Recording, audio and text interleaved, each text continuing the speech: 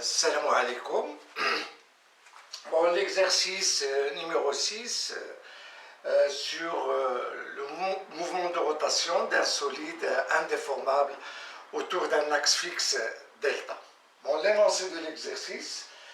Bon, le document ci-contre, voilà, ce document donne les variations de l'abscisse curviligne d'un point M, d'un solide en rotation autour d'un axe fixe delta en fonction du temps.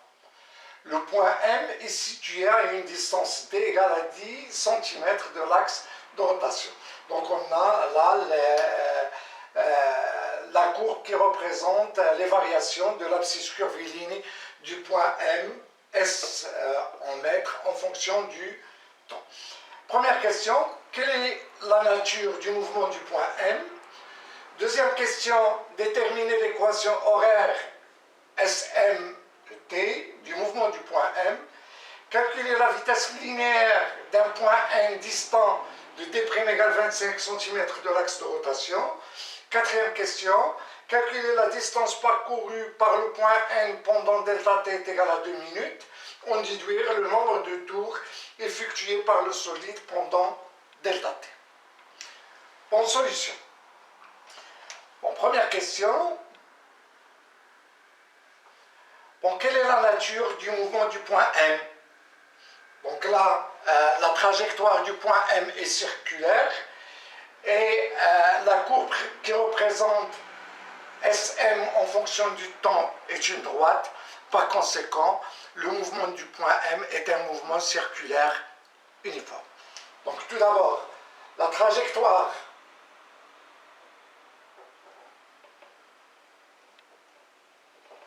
du point N est circulaire.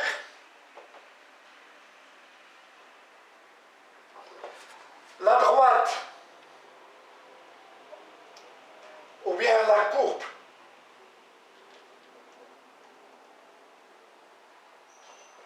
qui représente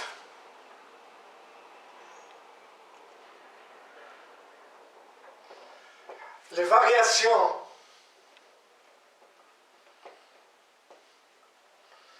de SM en fonction du temps,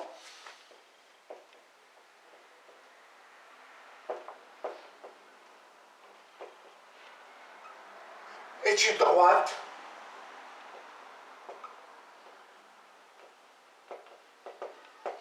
le mouvement est donc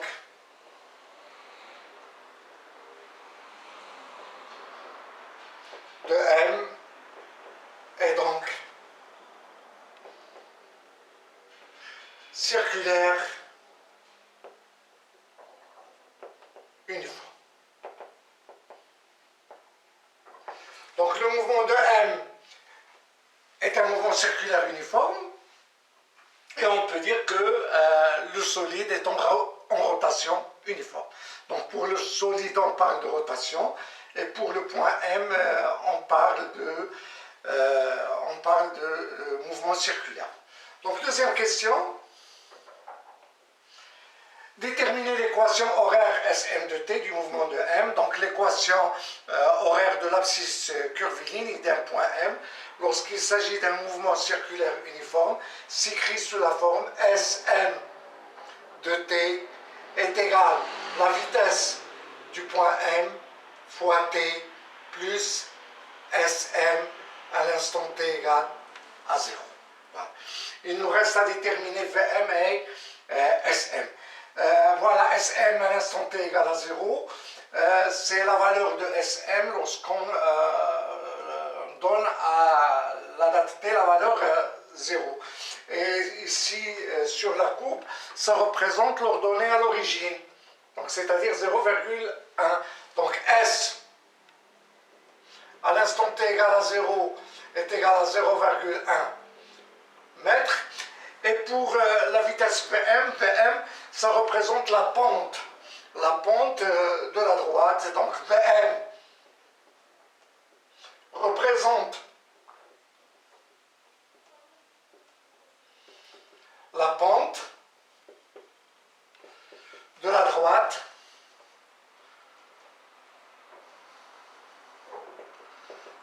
pour chercher Vm, il suffit de prendre deux points sur la droite. Par exemple, on va prendre ce point et ce point. Donc ce point de coordonnées 2, 0, 2 et ce point de coordonnées 0, 0,1. Donc Vm est égal à 0,2 moins, voilà, 0,2 moins 0,1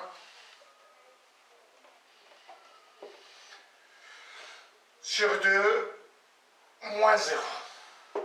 Voilà, et tout calcul fait vous donne Vm est égal à 0,1 sur 2. Voilà, 0,1 sur 2 qui vous donne 0,05 mètres par seconde. Voilà. Voilà, 0,1 sur 2, c'est 0,05 mètres par seconde. Bon, la troisième question. Calculer la vitesse linéaire d'un point N distant de D' qui est égal à 25 cm de l'axe de rotation. Voilà. La cette valeur, cette vitesse, c'est la vitesse du point N.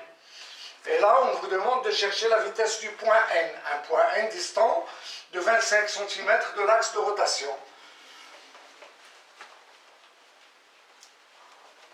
Donc, qu'est-ce qu'on sait? On sait que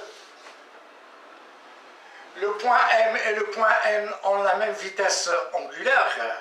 Pourquoi? Parce qu'on a dit qu'à un instant T donné, tous les points du solide en rotation ont la même vitesse angulaire, c'est la vitesse angulaire du solide, tandis que la vitesse linéaire diffère d'un point à un autre. Donc oméga, et on sait que bien la relation entre la vitesse linéaire et la vitesse angulaire, donc on sait que V à quoi est égal à R fois oméga. R, c'est le rayon de la trajectoire circulaire du point M. Donc Vm, elle est égale à Rm fois oméga, et Vn est égal à Rn fois oméga. Donc ceci implique qu'oméga est égal d'une part à Vm sur Rm, et d'autre part, elle est égale à Vn sur Rn. Voilà, donc Vn est égal donc à Rn sur Rm fois Vm. Donc Vn égale Rn, c'est 25 cm. Rm, c'est 10 cm. Donc c'est pas la peine de convertir en mètres puisque ça va se simplifier. Centimètre par centimètre, ça se simplifie. Donc fois Vm, et Vm, on l'a déjà calculé, c'est 0,05. Donc Vn est égal à 2,5 fois 0,05. Donc il donne 0, je crois. Bon, je fais le calcul. Donc 2,5 multiplié par 0,05 égale 0,125, oui. C'est ce que j'allais dire, donc 0,125 mètres par seconde. Voilà.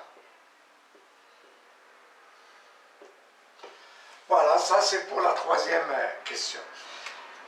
La quatrième question, calculer la distance parcourue par le point N pendant delta T est égal à 2 minutes. Donc, pour répondre à cette question, il suffit d'écrire que Vn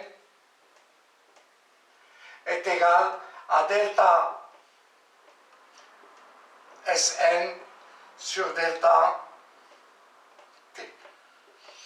Donc voilà, ça c'est la variation de l'abscisse curviligne.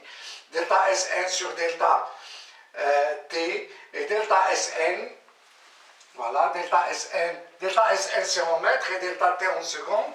Donc delta Sn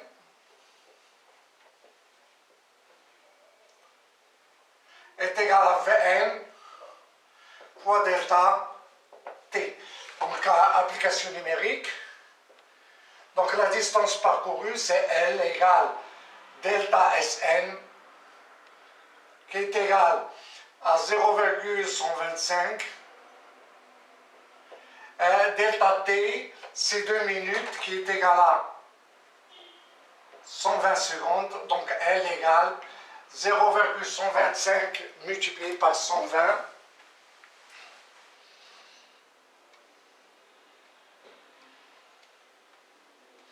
est égal à 15 mètres.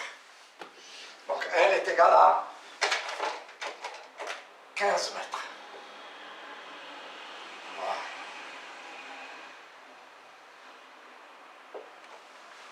Voilà. Donc L est égal à 15 mètres. Donc on déduire le nombre de tours effectués par le solide pendant delta T. Voilà, donc pour trouver le nombre de tours, donc cinquièmement, le nombre de tours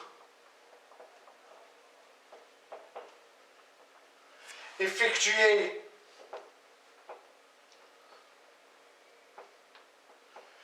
par le solide pendant delta T, et il suffit d'écrire que delta Sn est égal à Rn fois delta θ. Bon, on peut aussi l'écrire pour le point M. Voilà, puisque le point N et le point M tournent du même angle, delta θ. Par contre, delta Sn est différent de delta Sm.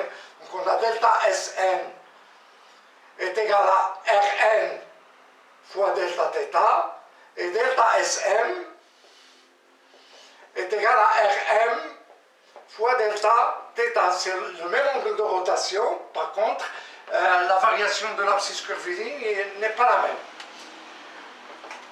Voilà, delta θ, et pour avoir le nombre de tours, on sait qu'un tour correspond à 2 pi. Donc n tours, le solide va tourner de n fois 2 pi. Donc c'est-à-dire que delta Sn est égal à Rn multiplié par delta θ, c'est 2 pi fois n. Voilà, delta θ, voilà, on a n tours, donc chaque tour c'est 2 pi, donc delta θ est égal à n fois 2 pi. Donc n est égal à delta Sn sur 2 pi fois Rn. Application numérique.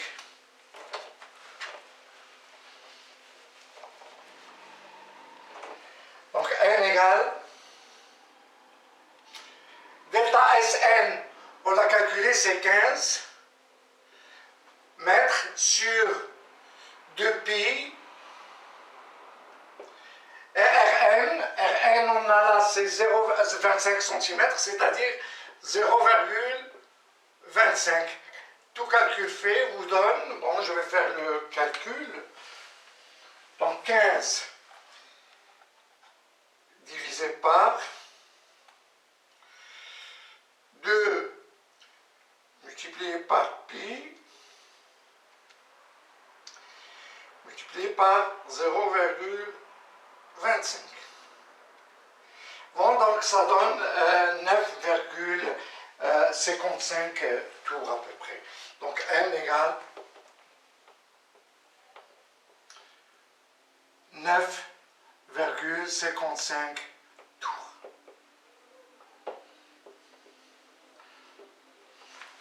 Donc voilà, on a terminé cet exercice. Ainsi, on a mis fin à cette leçon sur la rotation d'un solide indéformable autour d'un axe fixe delta. Donc les prochaines vidéos, je vais les consacrer à la chimie. D'ici là, au revoir.